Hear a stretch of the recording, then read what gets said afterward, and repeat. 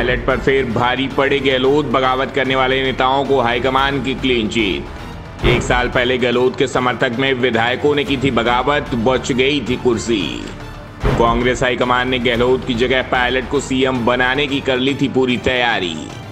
1 साल पहले 25 सितंबर को जयपुर में सीएम आवास पर कांग्रेस विधायक दल की बैठक बुलाई गई थी और इस बैठक में विधायक दल के नेता यानी सीएम का चुनाव होना था।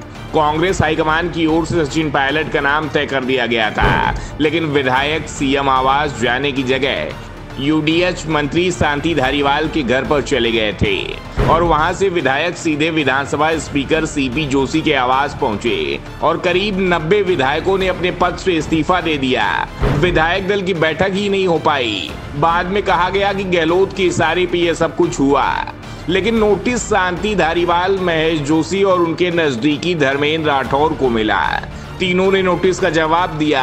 बगावत के बाद आलाकमान की ओर से भेजे गए नोटिस पर तीनों ने बिना शर्त माफी मांगी थी और अब कहा जा रहा है कि हाईकमान ने तीनों को माफ कर दिया है। दरअसल सचिन पायलट लगातार मांग कर रहे थे कि जिन्होंने सोनिया गांधी के आदेश के खिलाफ बगावत की, जिन्होंने पार्टी के अनुशासन को तोड़ा था, उनके खिलाफ कार्रवाई होनी चाहिए, लेकिन कांग्रेस ने किसी के खिलाफ कार्रवाई नहीं की और गहलोत के करीबी तीनों ही नेताओं को क्लीन चिट दे दी थी। और अब इसके बाद तीनों ही नेताओं के लिए विधानसभा चुनाव में दावेदारी का रास्ता साफ कर दिया गया है। दावा किया जा रहा है कि पार्टी हाईकमान ने बगावत करने वाले तीनों नेताओं को सिर्फ क्लीन चिट ही नहीं दी है, बल्कि अपने नोटिस को भी रद्द कर दिया है। यानी जब नोटिस ही नहीं रहा तो फिर कार्रवाई की बात ही समाप्त हो जाती है। वैसे इस बात की आधिकारिक घोषणा नहीं की गई है और शायद होगी भी नहीं, क्योंकि 25 सितंबर को ही बगावत के बाद कांग्रेस हाईकमान की कमजोरी पहले ही खुलकर सामने आ गई थी। बगावत के बाद पार्टी की पहली चिंता अनुशासन की जगह अपनी सरकार बचाने की थी और पूरी पार्टी ने सरकार बचाने के लिए अशोक गहलोत के आगे सरेंडर कर दिया था। राजस्थान कांग्रेस प्रभारी सुखविंदर सिंह रंधावा ने कहा, इस बारे में मेरे पास कोई जानकारी नहीं है। ये मामला मेरे कार्यकाल का नहीं है, मेरी नियुक्ति से पहले का ये मामला है। सुखजिंदर सिंह रंधावा से पहले राजस्थान के प्रभारी अजय माकन थे और जो विधायक दल की बैठक राजस्थान में बुलाई गई थी उसमें माकन पर्यवेक्षक के रूप में गए थे। उनके साथ मल्लिकार्जुन खड़गे भी जयपुर पहुंचे थे।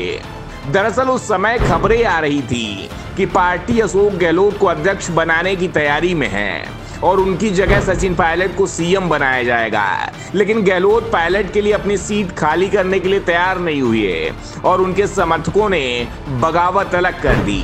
1 साल तक पार्टी में ये मामला कहीं ना कहीं लटकता रहा। सचिन पायलट लगातार दावा कर रहे थे कि बगावत करने वालों पर उसी तरह से कार्रवाई होनी चाहिए जैसे उनके खिलाफ उनके समर्थकों पर की गई थी, जबकि पायलट का दावा था उन्होंने तो बगावत की भी नहीं थी, सिर्फ नाराजगी थी, वो भी हाईकमान को लेकर नहीं थी, राज्य सरकार को लेकर थी। जबकि गहलोत समर्थकों ने सीधे बगावत की थी, हाईकमान को चुनौती दे दी थी।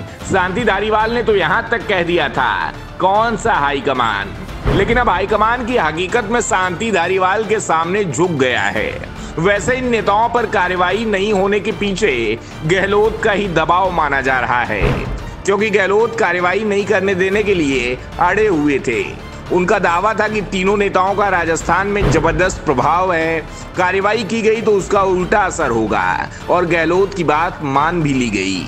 ऐसे में साफ हो गया कि एक बार फिर पायलट गहलोत से हार गए हैं। हाईकमान ने पायलट के दबाव को नजरअंदाज कर दिया और साफ कर दिया कि तीनों ही नेताओं ने माफी मांग ली है और उनकी माफी को स्वीकार कर लिया गया है। Bureau report, the Navdarpan news.